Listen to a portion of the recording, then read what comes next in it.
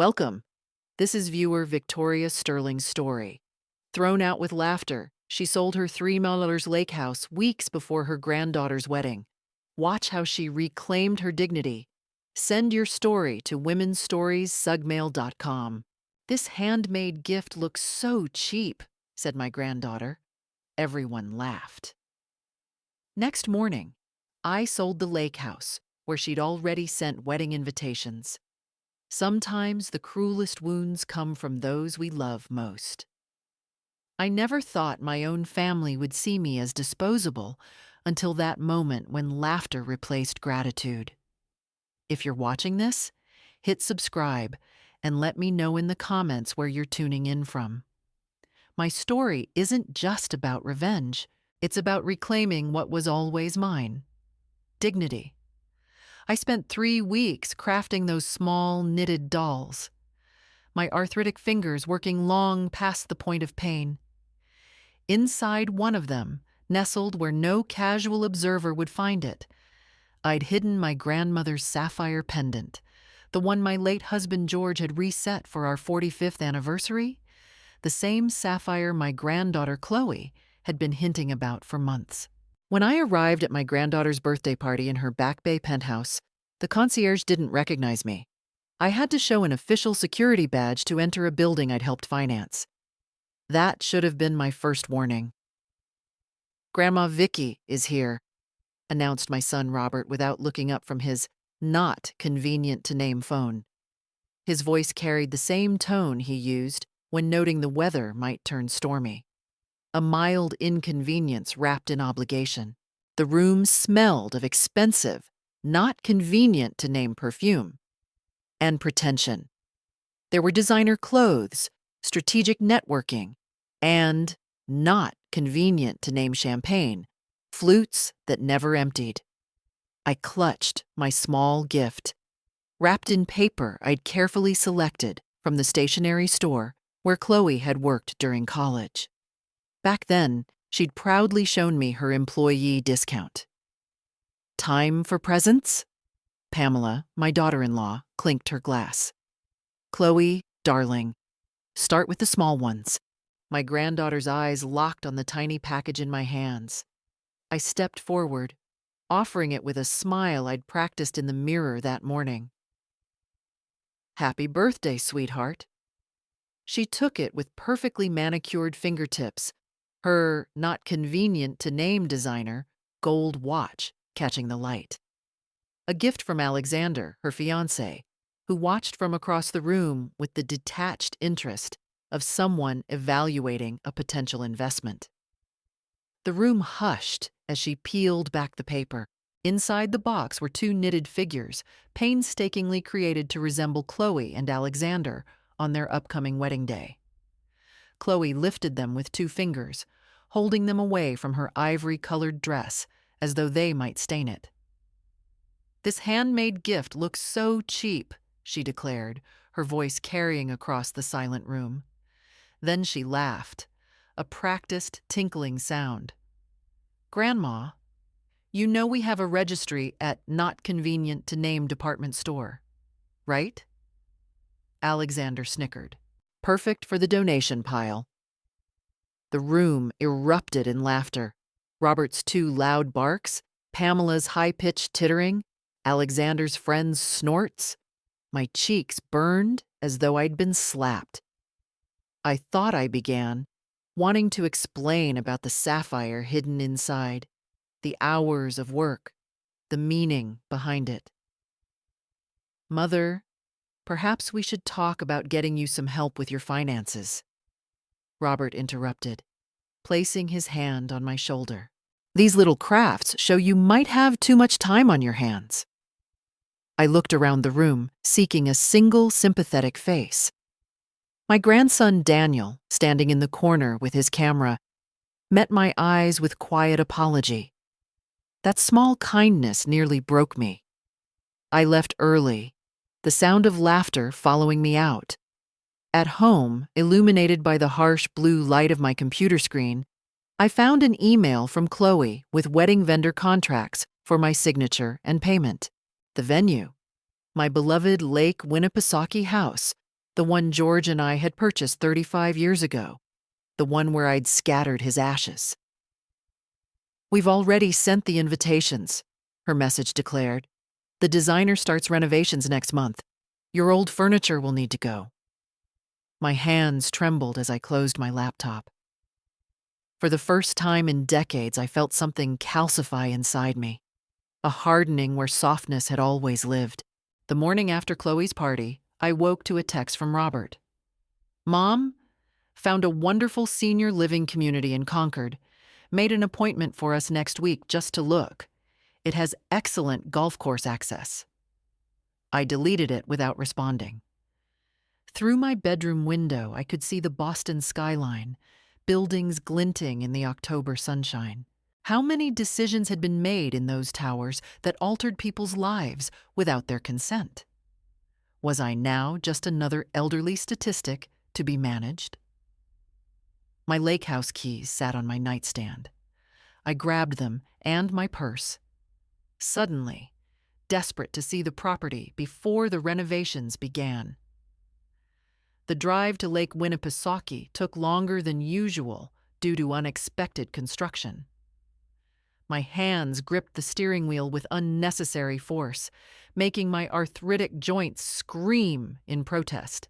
When I arrived, there was already a strange car in the driveway, a sleek, black, not convenient to name luxury SUV I didn't recognize. Pushing open the front door, I heard voices from the great room.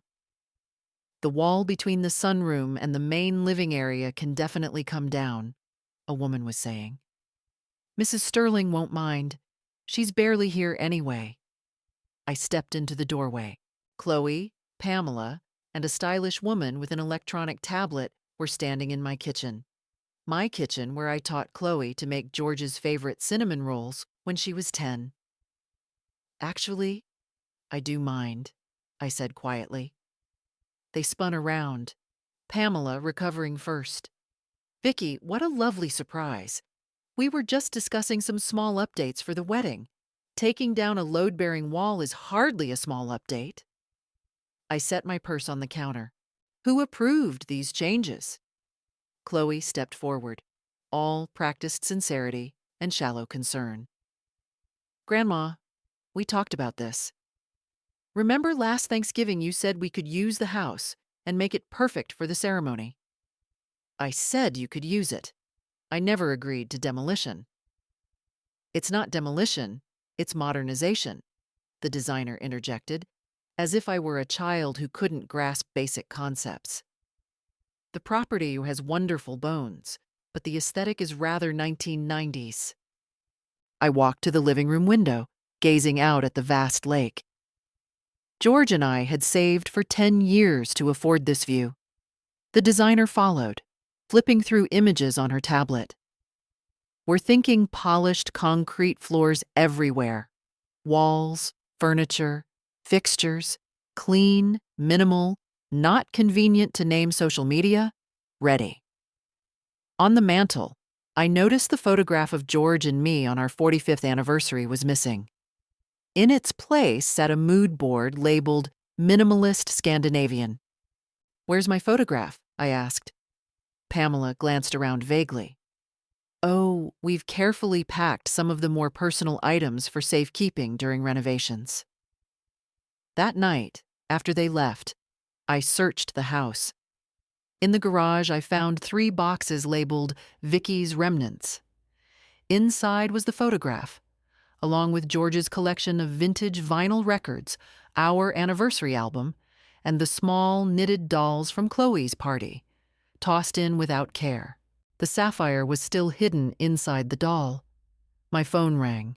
It was Robert. "Mom, about that senior living tour. I can't talk now, Robert.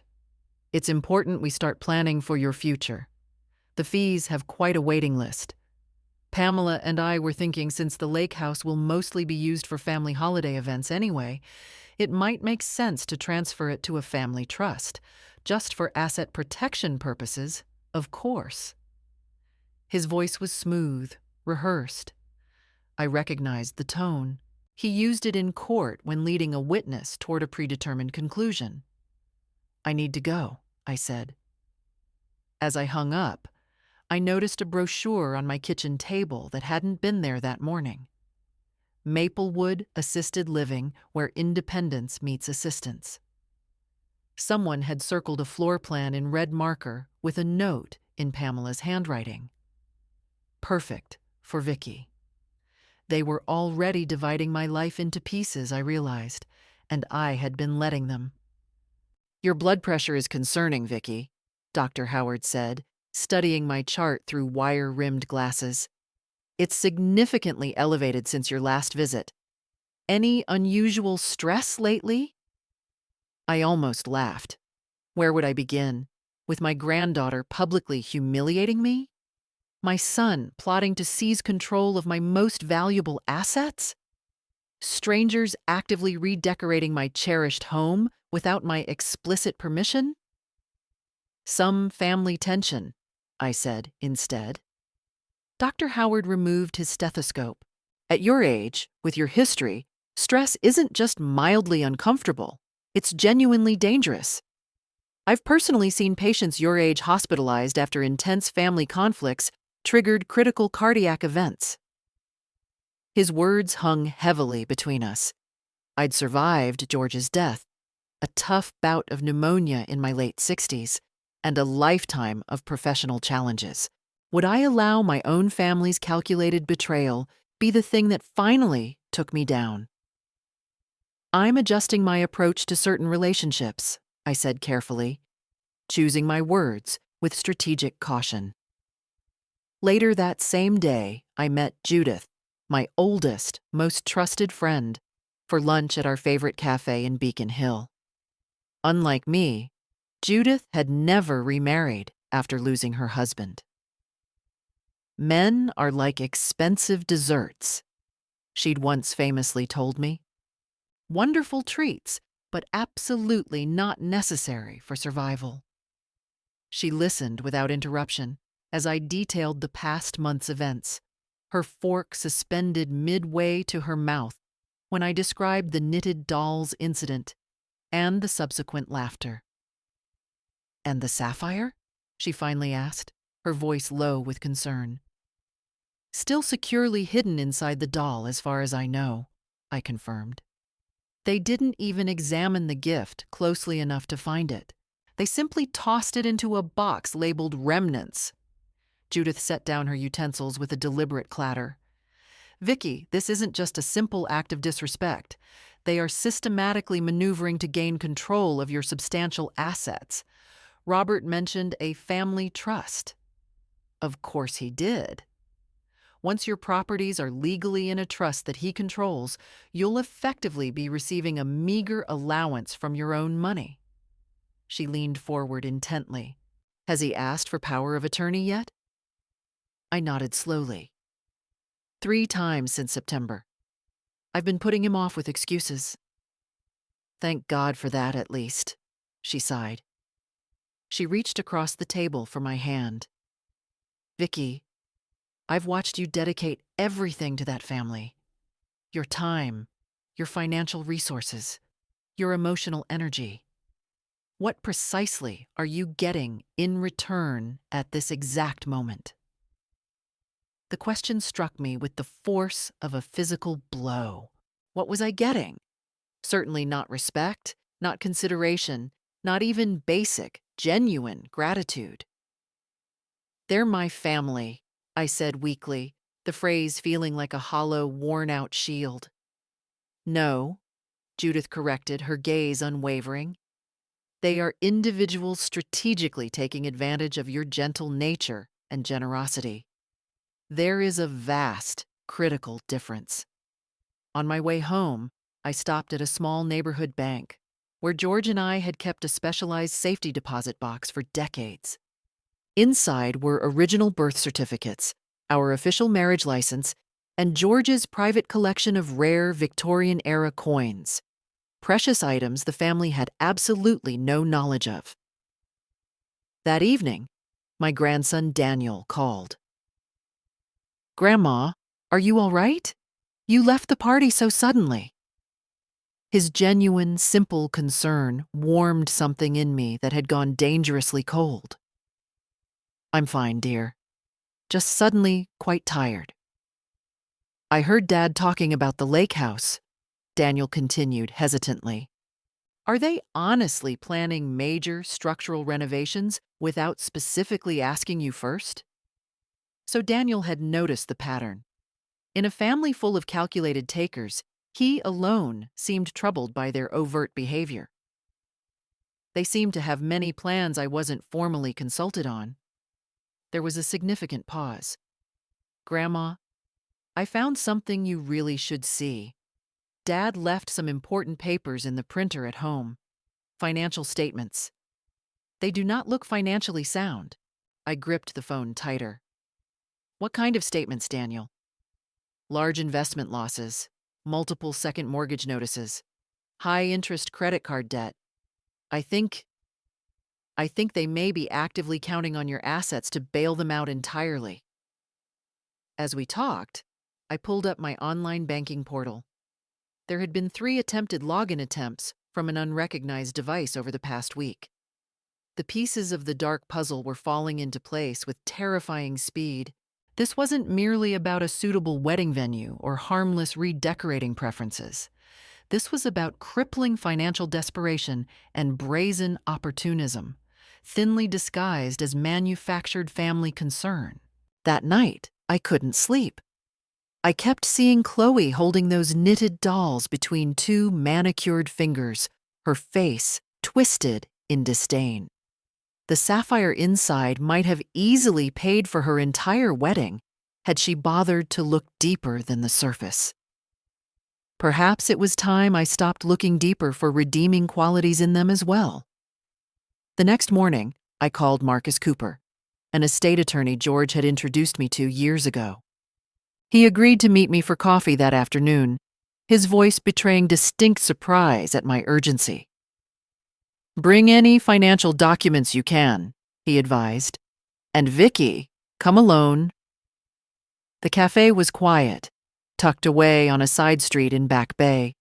Marcus had aged since I'd last seen him, more white in his beard, deeper lines around his eyes, but his handshake was still firm, his gaze direct and reassuring. "George would be deeply troubled by what is happening," he said after I'd carefully explained the situation. "George expected better from his son," I replied, the regret heavy in my voice. Marcus spread the documents Daniel had covertly sent me across the table, studying them through reading glasses. "These investment fund losses are substantial, plus a second mortgage, and concerning high-limit credit card debt. Robert is significantly underwater financially, and you, Vicky, are the intended life raft." "Precisely," I confirmed. Marcus looked up. "Vicky, I've seen this exact scenario play out dozens of times. It rarely, if ever, ends well for the elderly parent. What would you advise I do?" "Protect yourself. Immediately." He leaned forward. "Where are your assets currently titled?" I detailed my holdings: the Boston Brownstone residence, the Lake Winnipesaukee house, various investment accounts, and insurance policies. "Who has active access to these accounts?" "No one but me." "Keep it that way," he stressed. He set down his pen. "And the properties? Both are in my name alone.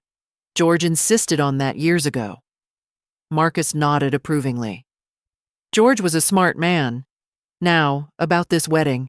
It's scheduled for June at my lake house without my meaningful consent." He sat back, considering. "You have specific options, legal options, such as refusing to host the wedding. It's your property, Vicky. You could simply decline." I imagined the ensuing family drama, the hysterical accusations, the potential health consequences Dr. Howard had warned about.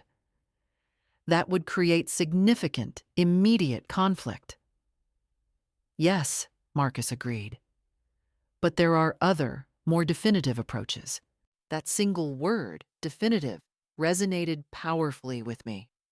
For months, I'd been reacting to their maneuvers, always on the defensive, forced into a corner.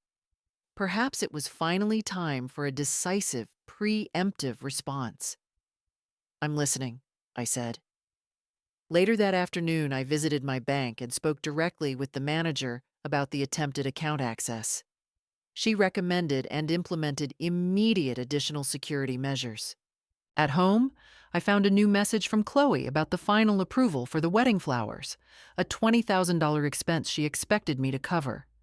Next to it was a brochure for another retirement community, this one even further from Boston, with Pamela's neat handwriting. More affordable option. My phone rang. It was Daniel. "Grandma, I think you should know.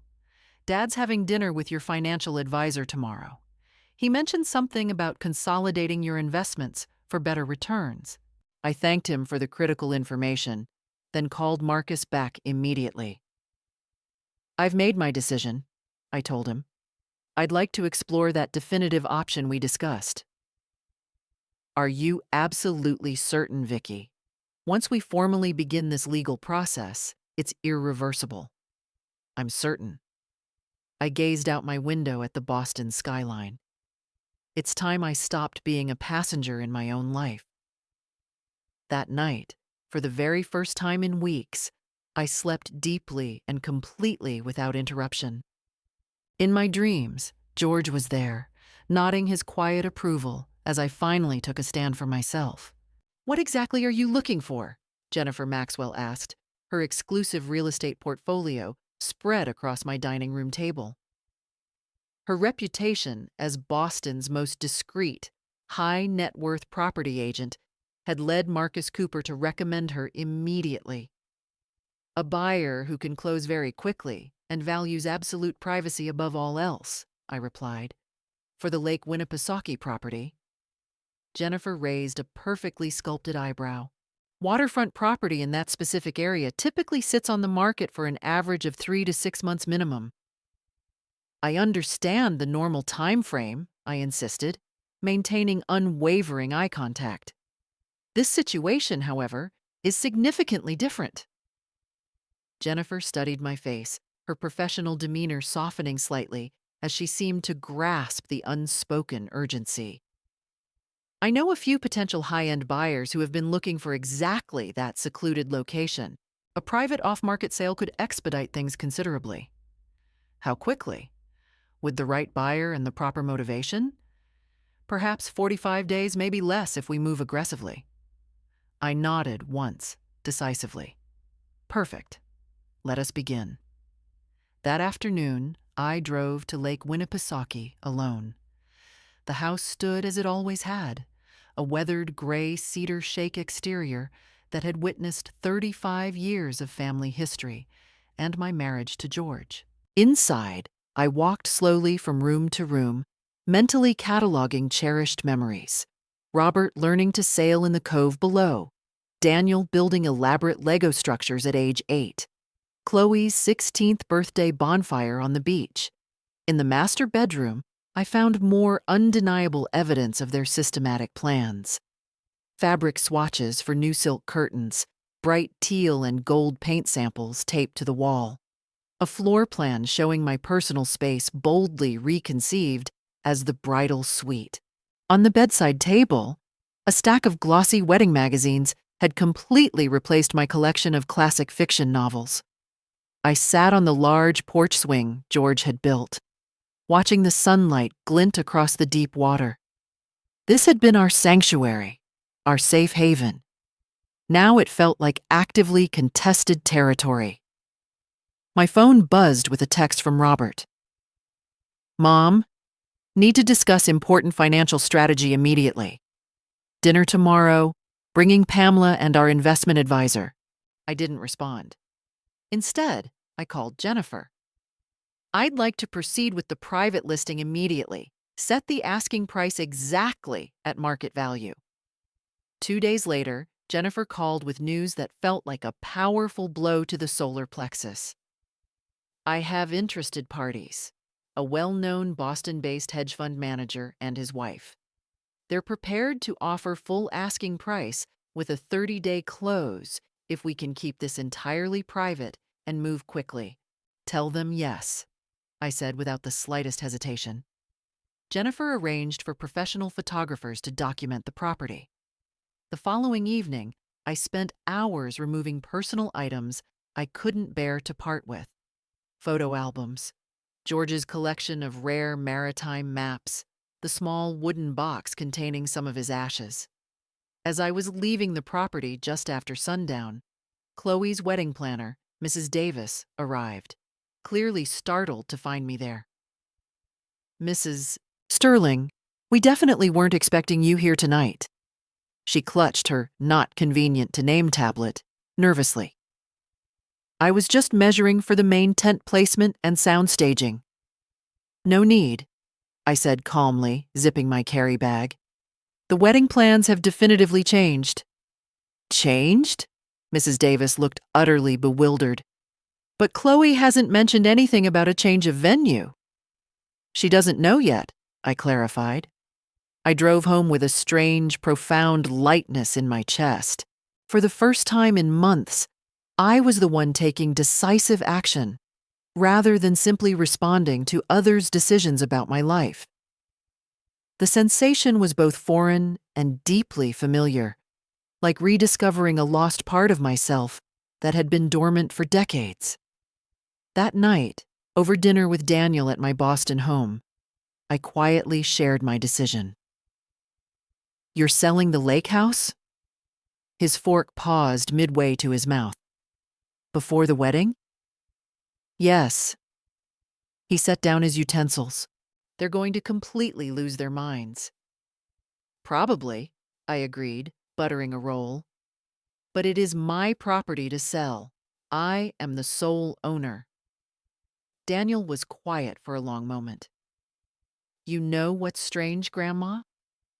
I think I respect you more right now than I ever have. And I've always respected you. His words brought unexpected, powerful tears to my eyes. Thank you, Daniel. What about afterward? They'll be furious, especially Dad. I met his gaze steadily. I'm not responsible for managing their emotions, Daniel. I finally realized that. As Daniel helped clear the dishes, he asked the question I'd been anticipating. Is this truly because of what Chloe said about the handmade gift? I considered my answer carefully. It's because of what that moment revealed about how they fundamentally see me, about what they truly value. I rinsed a plate, watching water spiral down the drain. Some realizations, Daniel, can't be unlearned. Later that evening, I received an email from Jennifer with the formal purchase offer. The closing date was set for exactly 7 days before Chloe's wedding day.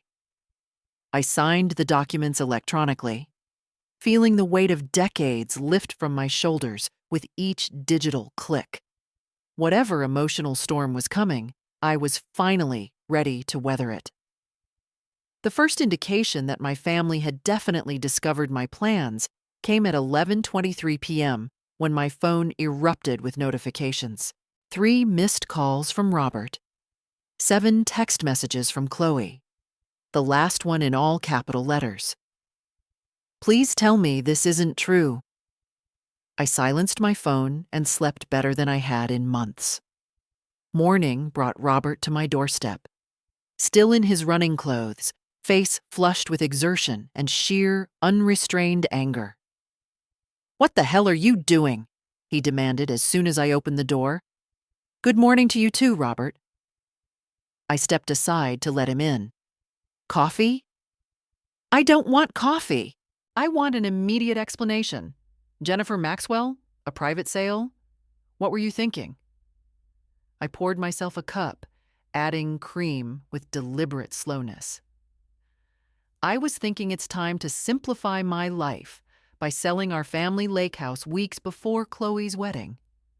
The wedding that's absolutely supposed to happen there.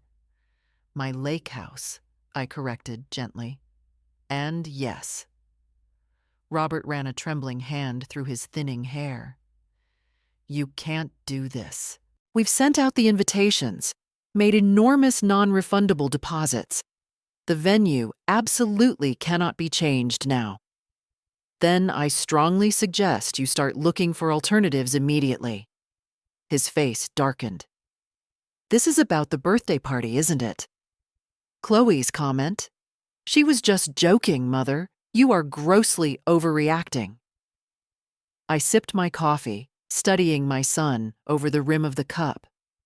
This man, who looked so much like George, physically had none of his integrity. This isn't about one flippant comment, Robert. This is about a destructive pattern of behavior, yours included. What are you even talking about now? The senior living community brochures, the strategic financial planning meetings you've arranged without me, the unauthorized attempts to access my personal accounts. His expression flickered. Those were purely for your benefit. You are getting older. I am old, but I am not incapable. And I am certainly not senile, though I imagine that narrative might conveniently serve your immediate purposes. I set down my cup with a soft thud. Robert, I know about the failed Westridge development. I know about the second mortgage and the credit card debt. I know you've been actively trying to access my investment capital. His face drained of all color. Who told you that?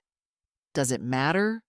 What matters is that you thought you could manipulate me instead of simply being honest and asking for help. Vanessa's facade cracked. Mom, please. I'm in deep trouble. The investors are threatening a substantial lawsuit if I don't find capital by the end of the quarter. So, this is entirely about money, I stated calmly, not about genuine concern for my welfare. It's both, he insisted, but his eyes couldn't meet mine. The sale closes in 4 weeks, I told him. The proceeds will go into new protected accounts that you will not have any access to. You do this to your own family? To Chloe? To me? I walked to the window, looking out at the city I'd called home for nearly 4 decades. You have systematically left me no choice, Robert. You have shown me exactly how much respect you have for my autonomy, my stated wishes, and my fundamental place in this family. That's not fair, I turned to face him. Isn't it? When was the last time any of you genuinely asked what I wanted instead of simply telling me what I urgently needed? His stunned silence was answer enough. That afternoon, Chloe arrived, her eyes red-rimmed, still wearing yesterday's expensive clothes. Alexander is completely freaking out. His parents are absolutely mortified. Do you have any idea how this makes us look? The old Vicky would have apologized, comforted her, and found a way to smooth things over. But that woman was gone, replaced by someone who finally recognized her own intrinsic worth. About as bad as I looked when you publicly mocked my handmade gift in front of everyone, I replied calmly. Chloe flinched. That was completely different. I was just being honest. So am I said. The house is being sold. The wedding needs a new venue. But why? Why would you do this to me? I studied my granddaughter, beautiful, privileged, and utterly blind to anyone's reality but her own. I'm not doing anything to you, Chloe. I'm doing something for myself. As she left, storming out with theatrical indignation, I felt no satisfaction, only a quiet certainty that I was finally standing in my own truth after decades of constant accommodation. That evening, I received an unexpected visitor, Alexander, Chloe's fiancé. Mrs. Sterling, he began awkwardly. I came to apologize directly, without interference. I invited him in, curious about this unprecedented solo visit. I came to apologize, he said, surprising me, for laughing at your gift. It was grossly disrespectful. I studied him, searching for the manipulation behind the apology. Why now? He looked down at his expensive, not convenient to name shoes. Because I'm starting to see things differently.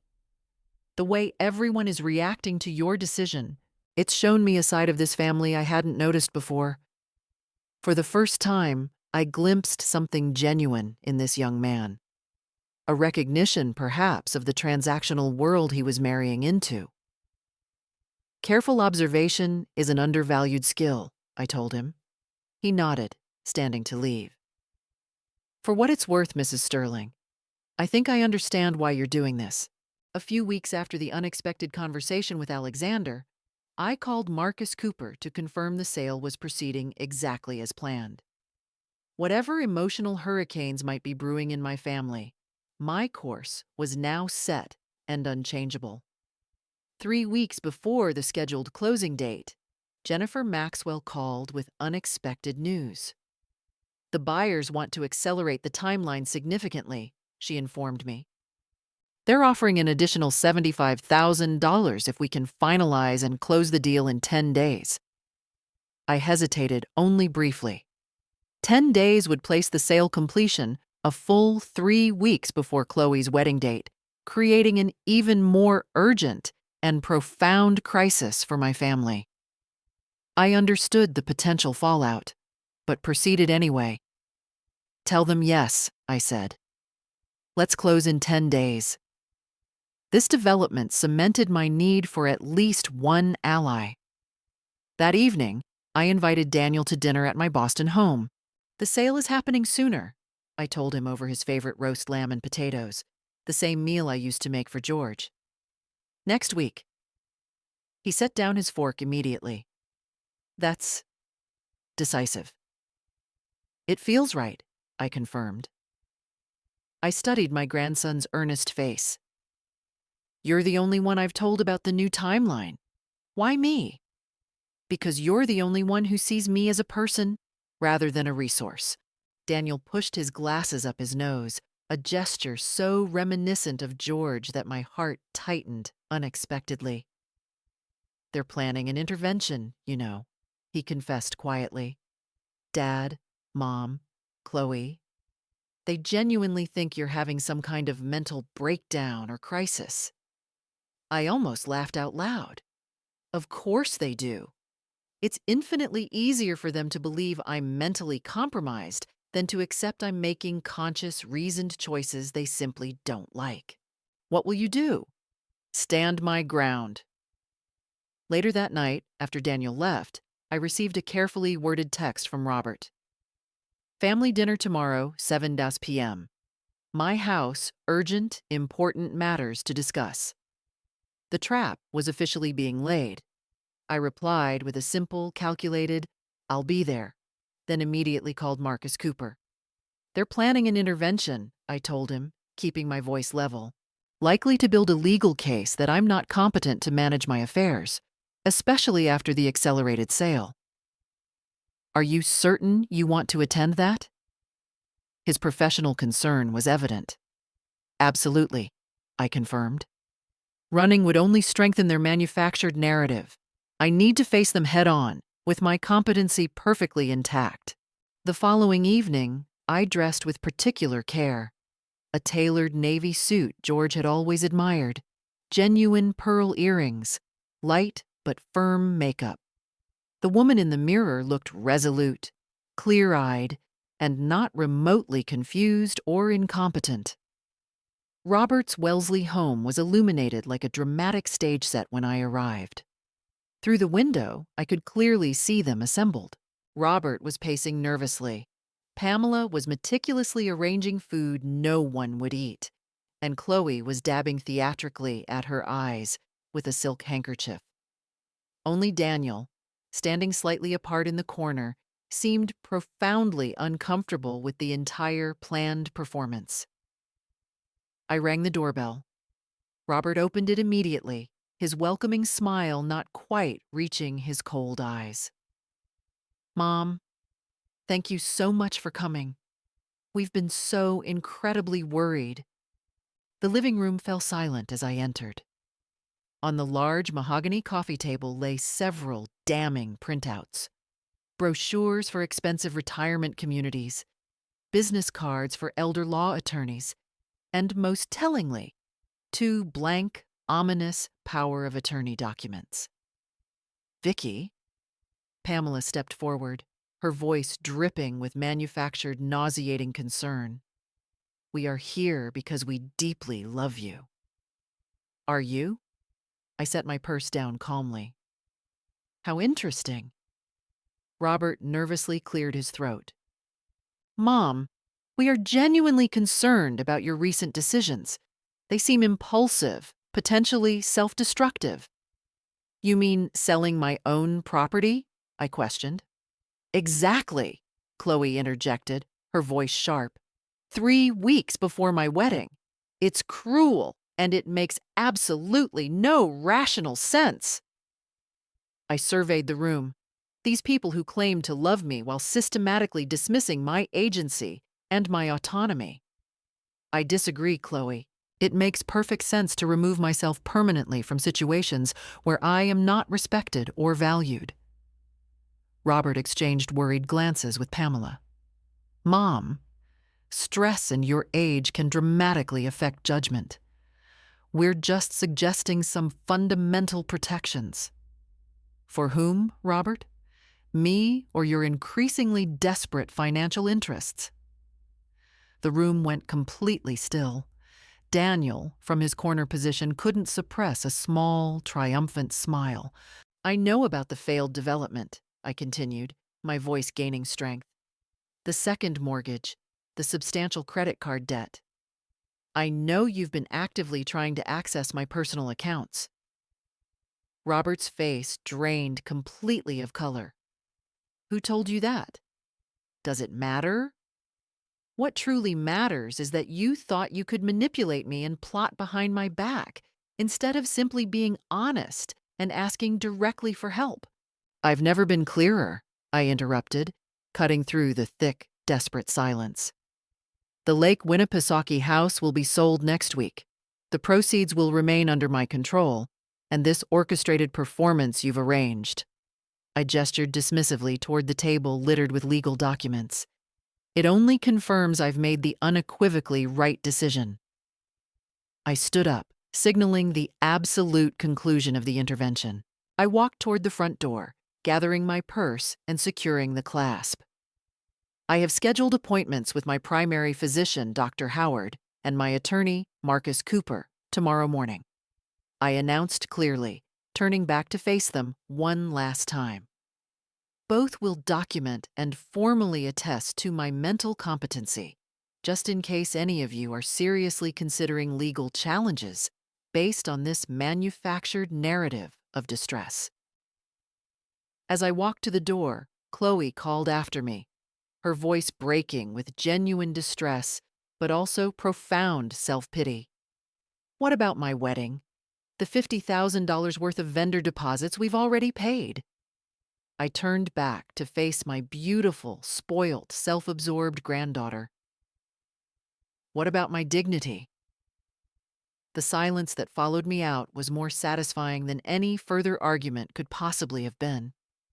The day of the closing arrived with perfect late summer weather, clear skies, a gentle breeze, the kind of day that had always made the lake house feel like heaven on earth.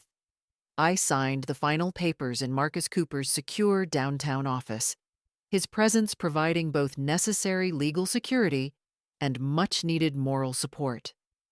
Congratulations, he said as I completed the last signature. The wire transfer for the full amount, plus the acceleration bonus, will be complete by the end of day. I felt no raw triumph, only a strange mixture of profound sadness for the loss of a sanctuary and immense liberation. 35 years of memories now belonged to someone else. But crucially, my future remained firmly in my own hands. As we left his office, Marcus hesitated. Vicky, have you given any thought to where you'll live long term? You mentioned a large plan. I have, actually, I replied. I smiled at his surprised expression. I'm not without plans, Marcus. My life is not ending. It is beginning a new chapter. That evening, Daniel came for dinner at my Boston home. I handed him an envelope over dessert. "What's this?" he asked, opening it to find a significant check made out in his name. "A substantial gift for your burgeoning photography business?" His eyes widened visibly at the amount. "Grandma, this is far too much. I truly can't accept this." "You can, and you absolutely will," I insisted. I reached for his hand. "George always said you had an artist's eye. He would have wanted to support your passion." Daniel blinked rapidly, visibly moved. "Does Dad know about this gift?" "No, and it's not his business. You're the only one who saw me, Daniel. The only one who genuinely bothered to look beneath the surface." Later that night, as expected, my phone exploded with notifications. The family grapevine had clearly spread the news of the completed sale and the massive wire transfer. Robert's voicemail was coldly professional. "Mother, I'm profoundly disappointed you've proceeded with this reckless, self-destructive action. We urgently need to discuss damage control immediately." Pamela's message dripped with martyrdom. "Vicky, I truly hope you realize what you've done to this family. Chloe is absolutely devastated." Chloe herself sent 17 increasingly hysterical text messages, culminating in, "My life is ruined, and it's your fault." I silenced my phone completely and slept peacefully. The storm had arrived, and I was safe inside my own self-built shelter. The following morning, I met with a real estate agent. Not Jennifer this time, but a woman specializing in luxury properties for active seniors, Ms. Evelyn Reed. We toured 3 exclusive condominiums in upscale buildings, all featuring high security, extensive amenities, and crucial proximity to the cultural attractions I'd long neglected. "This one has the best views," Evelyn said as we stood in a corner unit on the 18th floor of a building in Cambridge, offering a panoramic vista overlooking the Charles River. "And the security is exceptional. Private elevator access only, controlled entry." I studied the space. Open, light-filled, modern.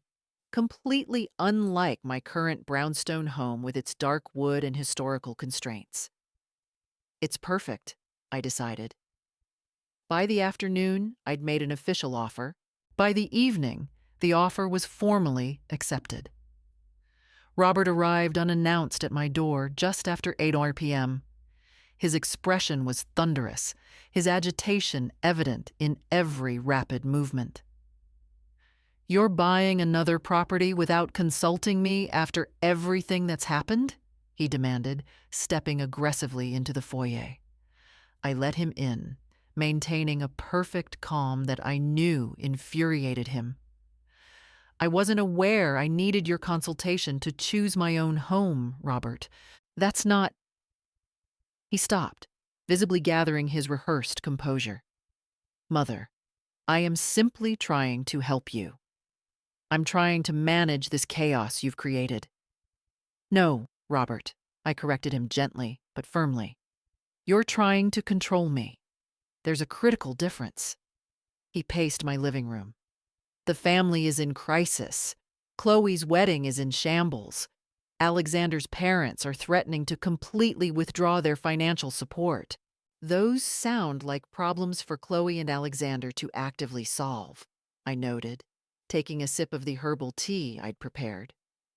"How can you be so cold?" he cried out. "This is your granddaughter's future." I studied my son, this man I'd raised, whose moral compass had somehow swung so far from true north. Robert. When exactly did my entire existence become solely about supporting everyone else's dreams without any regard for my own? That's not fair, Mother, isn't it?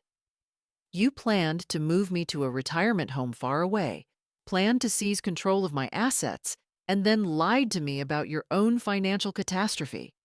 What part of that behavior was fair to me?" His silence was absolute, heavy with the weight of unsaid truths. The following morning, I had a final, necessary conversation with Chloe. "I don't understand how you could abandon me like this," she accused, speaking on the phone from her Back Bay apartment. "I didn't abandon you, Chloe. I merely stopped allowing you and your parents to define me. That apartment you're standing in? Your father only afforded it thanks to a generous gift from me years ago. The expensive watch you wear? It was paid for by the returns from my long-term bonds." I paused, then delivered the final, calculated truth. "The sapphire you mocked? It's gone. I sold it last week, and that money will go towards funding my new life. It will not pay for your wedding." There was a strangled sound on the other end of the line. "My story, Chloe, is not about cruelty. It's about dignity," I concluded. "I hope someday you learn the difference between what's expensive and what's truly valuable." I hung up the phone. I had no regrets.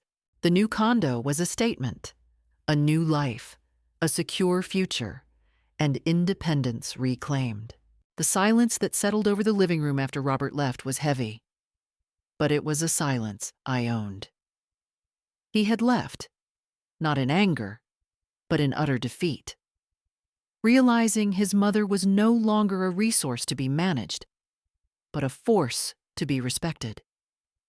The first week of November saw me fully moved into my new Cambridge condominium. The walls were pale gray. The view of the Charles River was spectacular, and the sunlight streamed through the panoramic windows, illuminating a future that felt entirely mine. My final act of securing my new life came 3 days after moving in. I was alone, sipping a glass of not convenient to name wine, looking over the cityscape, when my phone rang. It was Marcus Cooper. "Vicky, I have some news. Robert and Pamela are officially filing for bankruptcy. The lawsuit from the Westridge development went through. And the wedding, by the way, has been indefinitely postponed." "I see," I replied, feeling no satisfaction, only a quiet, resolute calm. The consequences were inevitable, dictated by their own choices, not by my spite. "There's one more thing," Marcus continued. "Yesterday, Chloe came into my office. She found the check you wrote to Daniel." I sighed slightly. "And?" "She wasn't angry. She just wanted to know why you supported him after you ruined her life. I simply told her that you support those who see you as a person, not a resource." Marcus paused. "She asked if you had kept the handmade dolls." "They're in storage," I confirmed. I couldn't throw away George's sapphire. "I think, Vicky, she might finally be starting to understand what she missed." I ended the call and walked over to my new fireplace mantel. It was minimal, clean, but centered proudly on it was a single framed photograph. George and me on our 45th anniversary, laughing, his arm around me. I raised my glass of not convenient to name wine toward the window, where the lights of Cambridge were beginning to twinkle. I hadn't set out for pure revenge, but for the recovery of something far more valuable, my autonomy. They had sold my dignity for a moment of cruel laughter, and I had bought my freedom in return. My name is Vicky Sterling. At 78, I know that the best investment you can ever make is reclaiming your own narrative. And the most valuable lesson of all? Never mistake kindness for compliance. The diamond was always hidden inside the gift, but some people only ever judge the wrapping paper. Victoria proved, never mistake kindness for compliance. She bought her freedom when they tried to steal her life. Subscribe and share your own powerful story at womenstoriess.com.